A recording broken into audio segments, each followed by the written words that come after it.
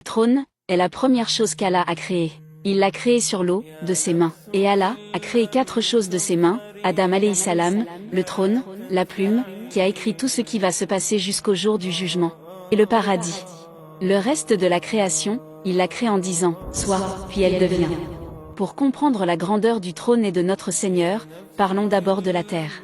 Cette terre, où nous vivons est si vaste, qu'il y a encore de la place pour des milliards et des milliards de gens, mais que vaut cette terre, devant ce qu'Allah a créé au-delà?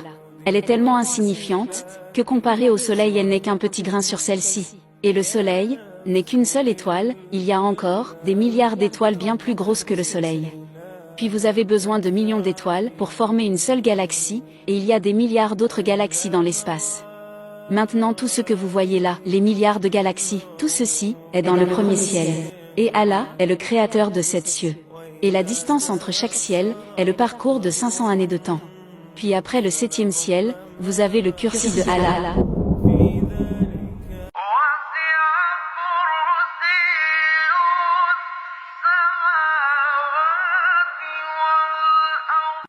Les 7 cieux, en comparaison au kursi de Allah, sont inexistants, insignifiants. Notre prophète alayhi salatu wassalam a donné un exemple dans un hadith, juste pour nous offrir une petite comparaison de ce que représentent les 7 cieux et le kursi d'Allah. Et pour ça, il faut mettre une bague dans le désert. Que représente cette bague par rapport au désert? La bague désigne les 7 cieux, et le désert, le kursi de Allah.